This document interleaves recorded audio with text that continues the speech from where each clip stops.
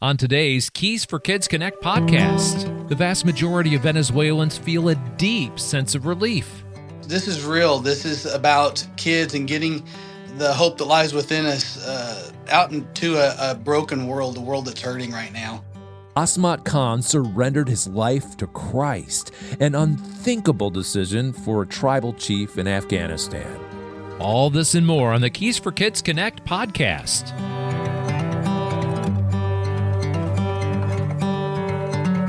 Welcome to the Keys for Kids Connect podcast. I'm Greg Yoder. Today, we're going to take a quick peek at 2025. What did God accomplish at Keys for Kids Ministries? We'll talk with some special friends of Keys for Kids Ministries, too. They started off as subscribers and donors, but over the last year, that relationship has significantly changed. We'll tell you about that. It's pretty something special. But first, you've probably been seeing Venezuela in the news, right? Well, for more than 20 years, that nation has gone from one of the most economically powerful nations in the world to a nation that can't even take care of its own people. Corruption abounds, political opponents have been killed, and human rights abuses abound. As you know, the United States on Saturday night, January 3rd, and into the early hours of January 4th, armed special forces executed a raid on Caracas, capturing and arresting the now former dictator, Nicolas Maduro, and his wife on narco-terrorism, conspiracy, and cocaine importation. More charges are expected. In fact, most Venezuelan people are relieved, yet guarded about the situation. Now, I have a friend who lives there. He's remained in the country on purpose to provide hope to that nation that can only be found in Christ. Now, I'm not going to be sharing his name. In fact, he didn't even want his voice on the podcast today, so he did write it out for me to read to you. Hope it's not very uncomfortable for you, but here are the words of my friend in Venezuela. He says this: "We are a Venezuelan family, reduced from 6 to 3, because 3 of our children had to practically flee the country due to hunger, repression, and absolute harassment of the Venezuelan population by the dictatorship. We have lived through the communist tragedy in Venezuela from the very moment that Army Lieutenant Hugo Chavez failed in his coup attempt on February 4th, 1992. We then watched with utter astonishment as President Caldera dismissed the criminal case against him on March 1994, thus allowing him to run in the 1998 presidential elections, which he won, taking office on February 2nd, 1999. From that very day, in the same style as Hitler, who used democracy to destroy democracy, Chavez began dismantling every democratic barrier that attempted to constitutionally control his government. Now, around 2010, he achieved total control of all Venezuelan public powers, effectively burying the Constitution and the human rights of Venezuelans. Since that tragic year of 2010, people began to flee the country almost en masse because staying meant watching their future shrink year after year. Now, from here, we're observing what some American citizens are thinking of speculating about. What we Venezuelans think about Trump extracting the dictator Maduro. Well, today, my friend is saying, I want to answer that question with absolute sincerity in a simple way and without any fuss on my part. The vast majority of Venezuelans feel a deep sense of relief, one that only truly a good Venezuelan can understand. And it's not because we love President Trump, nor because we believe the United States is doing this out of pure love for freedom. And we are not naive about Venezuela's geopolitical impact on our hemisphere, on our oil, and the power all of this generates. We feel somewhat relieved because we have experienced something our American friends have never experienced. A country where almost everything has stopped working, where elections produce whatever results the dictatorship wants, where money irretrievably loses its value almost every week. Regarding those who think or say, I see that not all Venezuelans agree with the extrication of Maduro. I would like to acknowledge that there is indeed a minority that disagrees. And that minority that the dictatorship's propaganda portrays is made up of several million Venezuelans who have been driven into such extreme poverty that their survival depends on the blind obedience and absolute loyalty to the dictator's will. These millions of Venezuelans are forced to rely on a food box and some subsidies provided by the government. It's a box containing rice, pasta, and oil, and sometimes the food arrives expired. This box, which arrives irregularly, is blatantly used as an instrument of social control. Currently, in WhatsApp groups in Venezuela, this message is endlessly repeated. If this government fails, this box will never return and you'll lose your subsidy. The misery to which these people have subjected the Venezuelan population is so overwhelming that people aren't defending the system because they believe in it. They're defending it because they fear losing the only thing that separates them from utter starvation. Throughout these years, some politicians opposed the system, but that opposition was never free, informed, or dignified. It was coerced, infiltrated, and corrupted by the dictatorship. The only political leader who, during these 27 years, maintained integrity and consistency was Maria Corina Machado. Now, let me explain what we have experienced since Maduro took power in 2013 after Chavez's death. Since Maduro took power, Venezuela has lost approximately 90% of its real economy. We've been experiencing relentless hyperinflation for several years now, where prices don't rise annually or even monthly, they rise almost daily. Salaries have lost their value to the bolivar, 130 bolivars, that's about 40 cents, and this is the same amount pensioners receive. Another narrative circulating around the world is that the Venezuelan people didn't fight hard enough for their freedom. The truth is that we have protested and marched thousands of times here. This is not an exaggeration. And during these protests over the years, thousands of people have been killed, tens of thousands more have been and continue to be illegally imprisoned as political prisoners. Here, we have never stopped voting. We do so because we truly believe in democracy.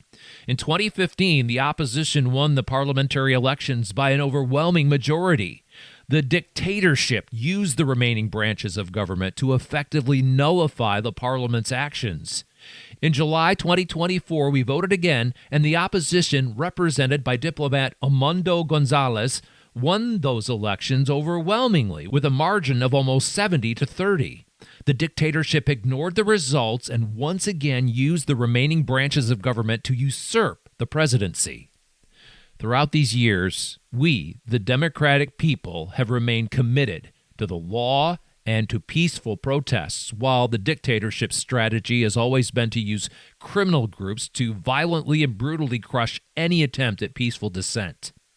The dictatorship's media strategy has always been to portray this reality in reverse. They try to tell the world that the images of violence they present are generated by democratic opposition, when in reality, they are the ones infiltrating peaceful protests with masked groups who disappear when the government arrives and repress the violent ones. During all these years, more than 8 million Venezuelans fled the country, meaning that roughly 30% of the population left.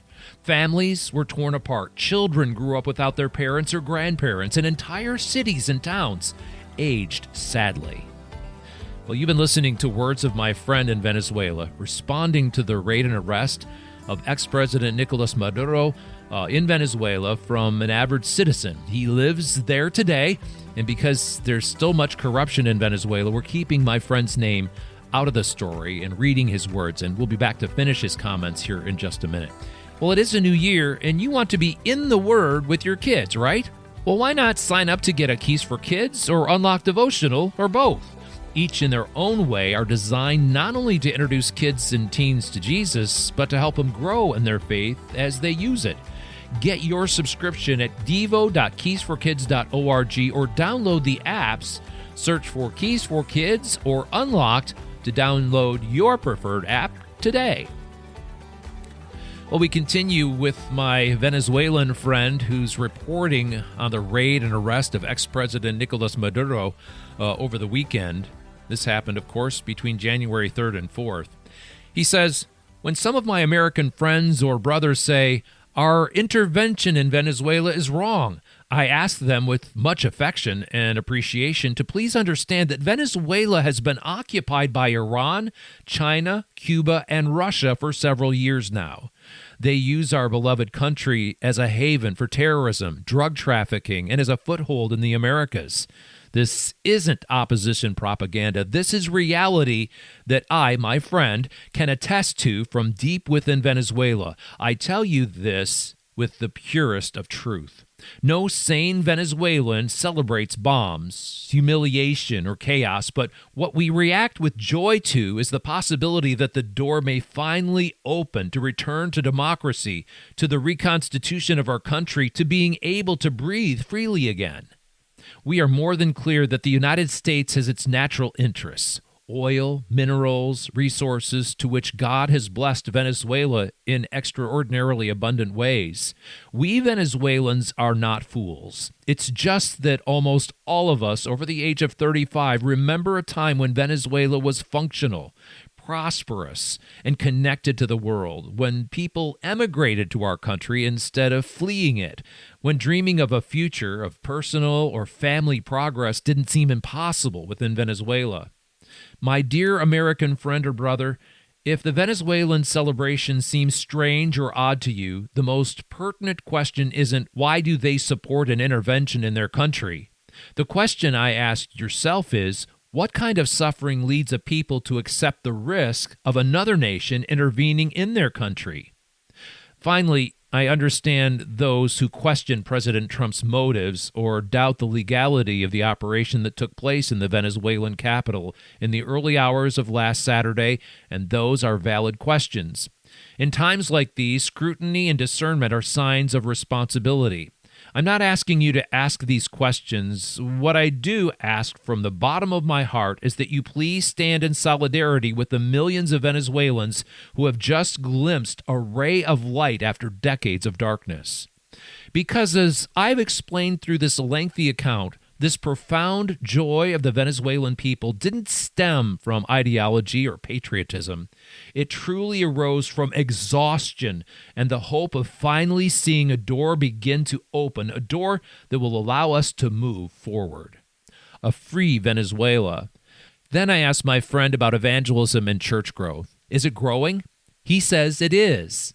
It has always been the case throughout the history of the church, has positively impacted evangelism since people find hope and peace in Jesus Christ, and churches grow because of the people who seek the peace and hope that only God can give.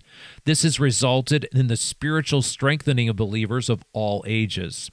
The problem that is incredibly difficult to overcome is physical health.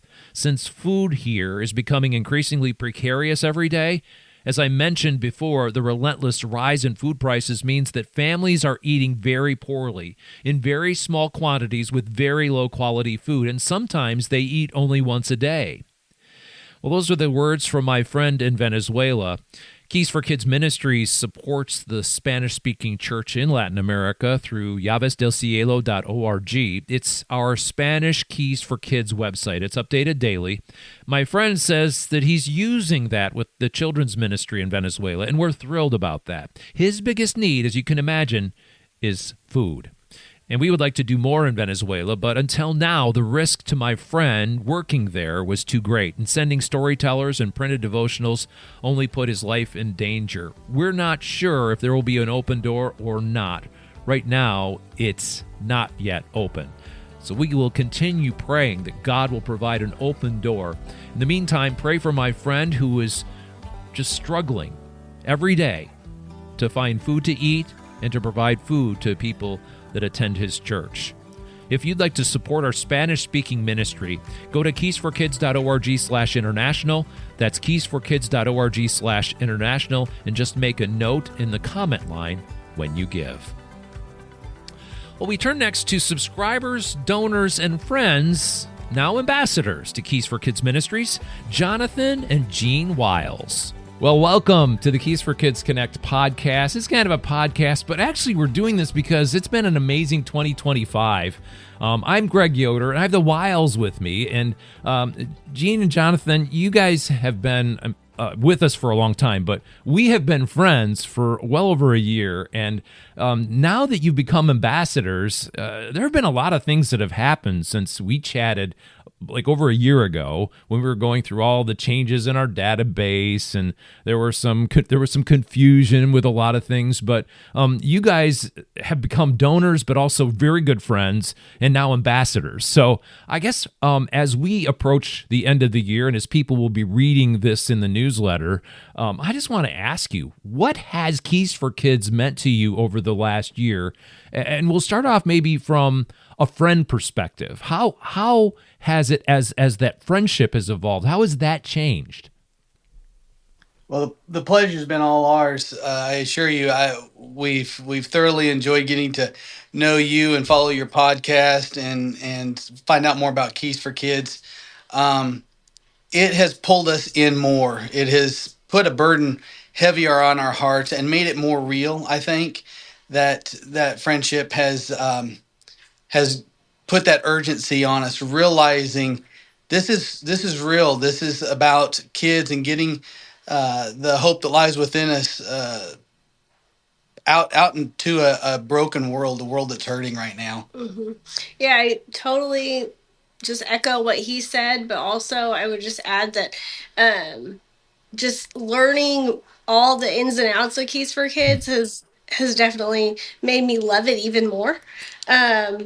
And just learning the heart of the ministry has just been an awesome experience. When did that kind of change? As we started talking like last December or January, or just as it has evolved over this last year? And I think just as it's kind of evolved over the last year, like I've been listening more to the podcast, and I think that's where you kind of can learn more about all the places that Keys for Kids is ministering all over the world, in public schools and churches and just families. It's amazing. Thought it was awesome listening to some of their testimonies that you had on some of the practical ideas that people had, keeping them in their purse, handing them out. There's just all kinds of great ideas of ways that you can get that word out and kind of reinvent Keys for Kids, not just for your family, but how you're going to help integrate it into other people's lives. We've seen that happen with some dear friends of ours, even at church, just watching them, God met a need through Keys for Kids in their family. And I think what an awesome testimony. And it just, God continues to use it, things like that, to make it very real in our life. Mm-hmm. Well, let's talk about it from an ambassador perspective. And for those that don't know, we've just started this ambassador program. Actually, it kind of culminated out of our relationship with you because you wanted to do more.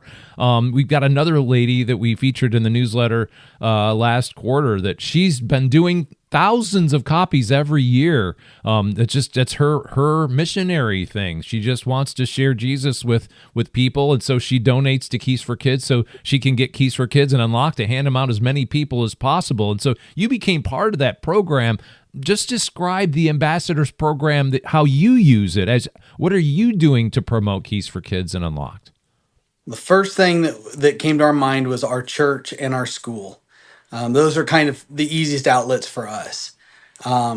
Reaching out to our church and other churches that we've been a part of in the past and helping provide resources for them and their Christian schools. Particularly our Christian school here in the Kansas City area has about 85 to 90 kids that range from kindergarten through middle school. And providing those Keys for Kids to us with the bracelets and all the swag that goes with it has been a huge help and a booster in their morning chapel.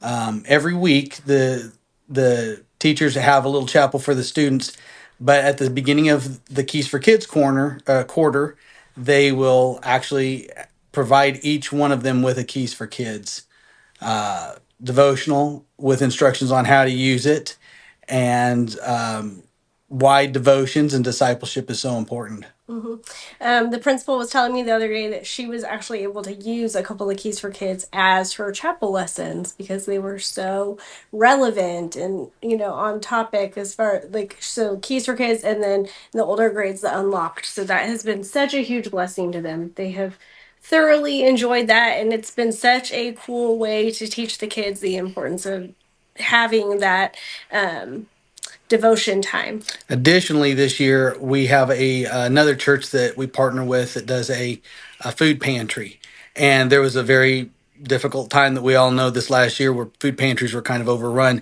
and it was right about at the start of the school year, and it was a wonderful opportunity to purchase some backpacks and to slip a Keys for Kids in them, and then hand those out at the food pantry to all the kids that came. So we've just continued to canvas the area and find those creative opportunities to meet a physical need with a spiritual need. And man, partnering with Keys for Kids just makes it all worthwhile.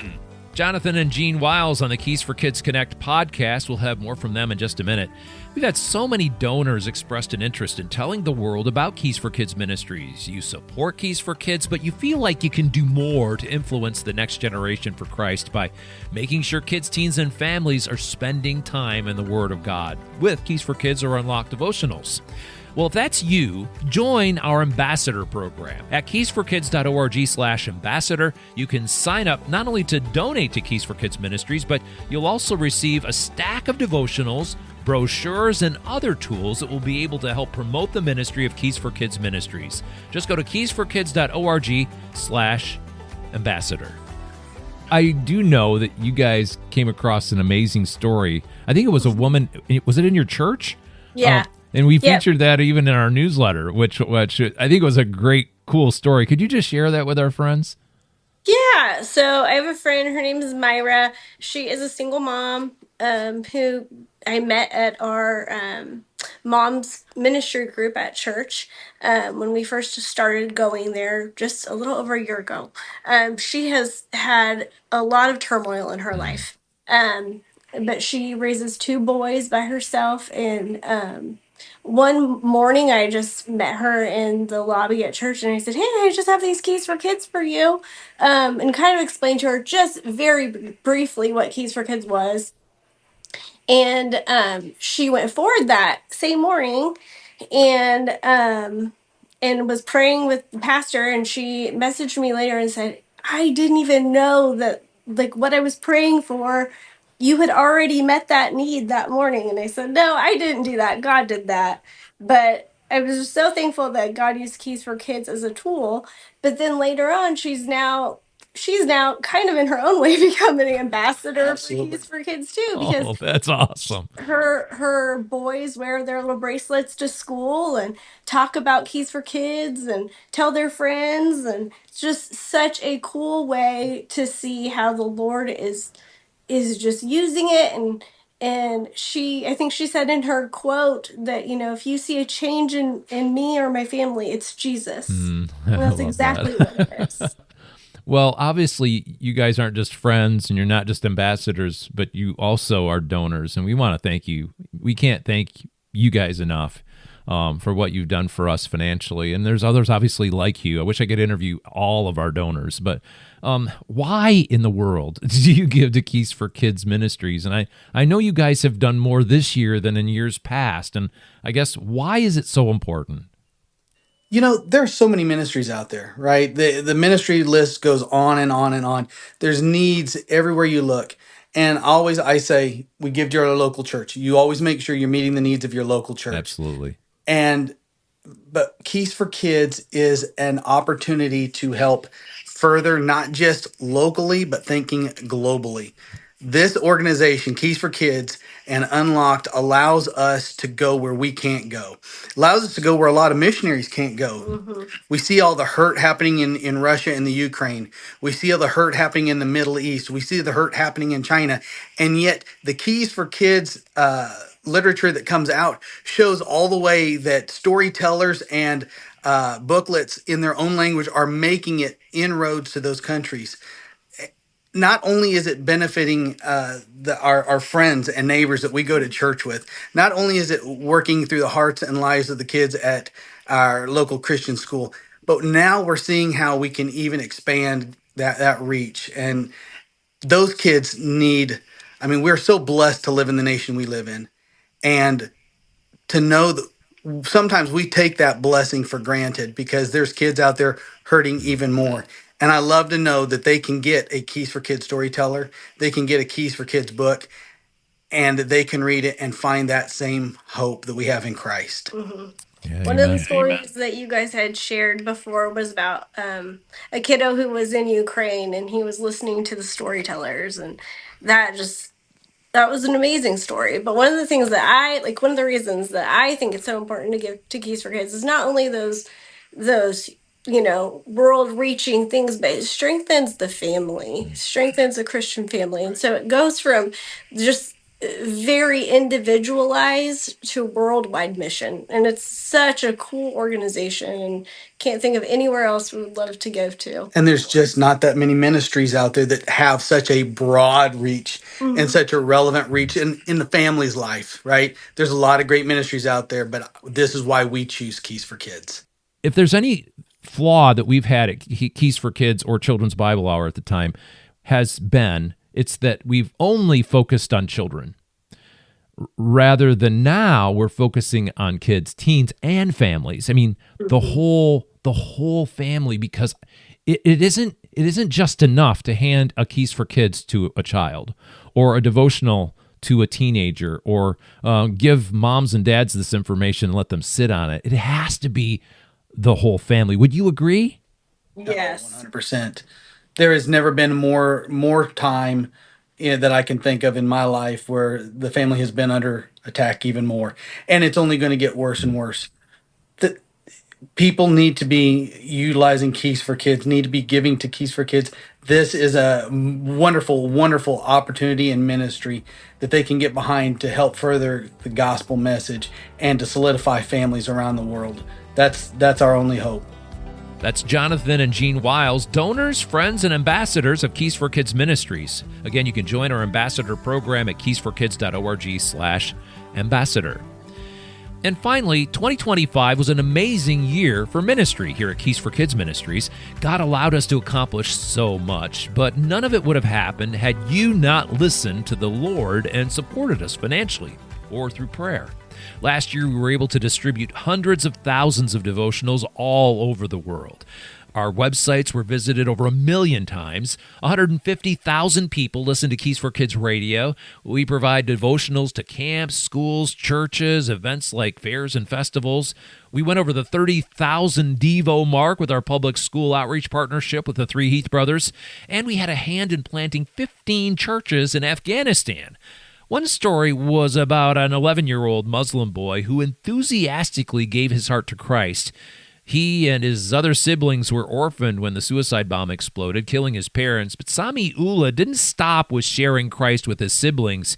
He reached out to adults, dangerous for any Muslim. Well, our partners, FMI, put together a video update about the partnership recently, and here's the soundtrack to that video. 11-year-old Sami Ullah's encounter with the gospel was only the beginning of a far greater story in Afghanistan, one that God would use to break new ground in one of the hardest places on earth. After hearing the words of Jesus through a simple solar-powered Keys for Kids storyteller, Sami not only gave his life to Christ, he also introduced FMI's partner, Makbul, to the most influential man in his region, his tribal chief, Asmat Khan. He's a man known for strength, authority, and deep cultural loyalty. When Asmat Khan listened to the storyteller, something remarkable happened. The stories of Jesus pierced his heart. He began inviting Makbul into his home, asking questions, learning, and quietly gathering others to listen with him. In time, Asmat Khan surrendered his life to Christ, an unthinkable decision for a tribal chief in Afghanistan. And from that decision, history was made. Today, in that remote Afghan village, the first Keys for Kids underground church has been established, a small fellowship of 17 believers meeting secretly under Asmat Khan's leadership, with Makbul guiding and discipling them. But their faith has come at a cost. When the surrounding communities discovered their newfound belief in Jesus, they boycotted the entire village. Trade stopped. Relationships broke.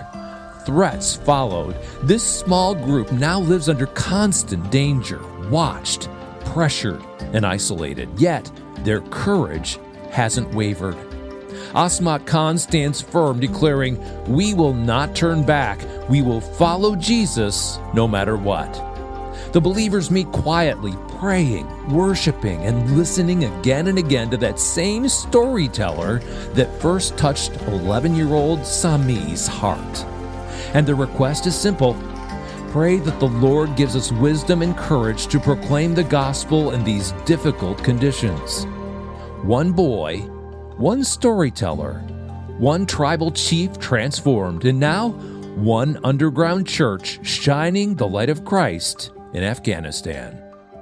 Well, if you'd like to actually see the video, all you need to do is go to keysforkids.org/international and then look for the story titled "Storytellers Bring Light in Pakistan and Afghanistan." Well, I'd like to thank my friend in Venezuela, also Jonathan and Jean Wiles, and FMI for being a part of the January edition of the Keys for Kids Connect podcast. Now, if you'd like to support Keys for Kids Ministries in any way, just go to keysforkids.org. That's keysforkids.org. The Keys for Kids Connect podcast is a production of Keys for Kids Ministries of Grand Rapids, Michigan. It's designed to help donors and friends like you stay updated on what's happening here at Keys for Kids Ministries. And until next time, thanks for listening. I'm Greg Yoder.